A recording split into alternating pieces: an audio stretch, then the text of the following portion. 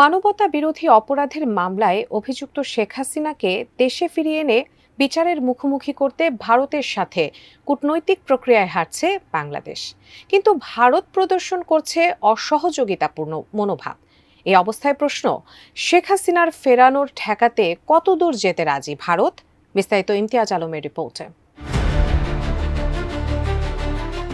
মানবতা বিরোধী অপরাধের মামলায় অভিযুক্ত সাবেক প্রধানমন্ত্রী শেখ হাসিনাকে ভারত থেকে ফিরিয়ে আনতে ২.৫ মাস আগে চিঠি পাঠিয়েছে স্বরাষ্ট্র মন্ত্রণালয়। তবে এখনও পর্যন্ত সেই চিঠির কোনো জবাব দেয়নি ভারতের স্বরাষ্ট্র মন্ত্রণালয়। আগে থেকে ভারতের সঙ্গে বাংলাদেশের বন্দি বিনিময় চুক্তি থাকলেও ভারতের আগ্রহে এক্সট্রাডিশন ট্রিটি বা বহিঃসমর্পণ চুক্তিও করা হয়, যে চুক্তির ভিত্তিতে কোনো মামলার আসামি হলেই তাকে দুই দেশের আইনশৃঙ্খলা রক্ষাকারী বাহিনীর আনা নেওয়ার সুযোগ রয়েছে। সেই চুক্তি অনুযায়ী হত্যা মামলার আসামি হিসেবে শেখ হাসিনাকে ফেরত চেয়েছে বাংলাদেশ।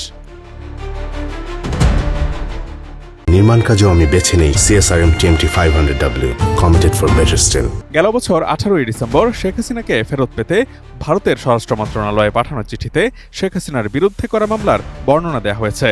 চুক্তির কোন ধারায় তাকে ফেরত দেওয়া যেতে পারে সেসব বিষয়েও উল্লেখ করা হয়েছে। গত 23 ডিসেম্বর ভারতীয় সংবাদ মাধ্যম হিন্দুস্তান টাইমস জানিয়েছে, ভারতের পররাষ্ট্র মন্ত্রণালয় চিঠি পাওয়ার বিষয়ে নিশ্চিত করেছে। চিঠি পাওয়ার পর এখন পর্যন্ত বাংলাদেশকে অফিসিয়ালি কোনো কিছুই অবহিত করেনি ভারত। চিঠির প্রাপ্তি স্বীকার করে কূটনৈতিক সৌজন্যতা পর্যন্ত দেখায়নি ভারত।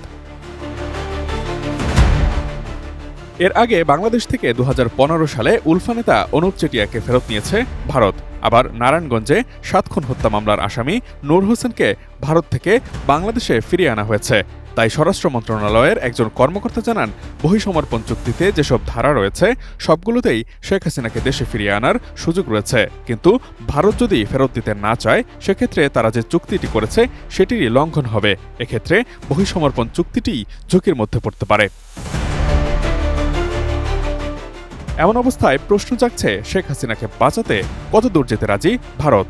বিবিসি বাংলার বিশ্লেষণী প্রতিবেদন অনুসারে দীর্ঘদিনের পরীক্ষিত বন্ধু শেখ হাসিনাকে ভারত কিছুতেই কোনো বিপদের মুখে ঠেলে দেবে না। ঢাকায় ভারতের সাবেক রাষ্ট্রদূত পিনাকরঞ্জন চক্রবর্তী দৃঢ়ভাবে এমনটিই বিশ্বাস করেন। দালাই লামার উদাহরণ দিয়ে তিনি এটিও মনে করিয়ে দেন, বিদেশের রাজনৈতিক নেতানেত্রীরা যদি কোনো কারণে ভারতে চলে আসেন, তাদের জোর করে নিজ দেশে ফেরত পাঠানো কখনোই ভারতের নীতি নয়। পিনাকরঞ্জন চক্রবর্তীর মতে, যে মামলার বিচারের জন্য শেখ হাসিনাকে ফেরত চাওয়া হচ্ছে সেটি যদি রাজনৈতিক উদ্দেশ্য প্রণোদিত বলে মনে হয়, তাহলে সেই অনুরোধ খারিজ করার বিধান প্রত্যর্পণ চুক্তিতেই আছে এবং সেই যুক্তি প্রয়োগ করেই ভারত এই অনুরোধ নাকচ করে দিতে পারে।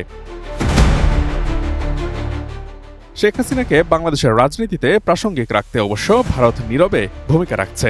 সেটি স্পষ্ট হয় শেখ হাসিনাকে ভারতে বসে সামাজিক যোগাযোগ মাধ্যম ব্যবহার করে বাংলাদেশের মানুষের সাথে, বিশেষত আওয়ামী লীগ সমর্থকদের সাথে যোগাযোগ বজায় রাখতে দেওয়ার সুযোগ দানের মাধ্যমে।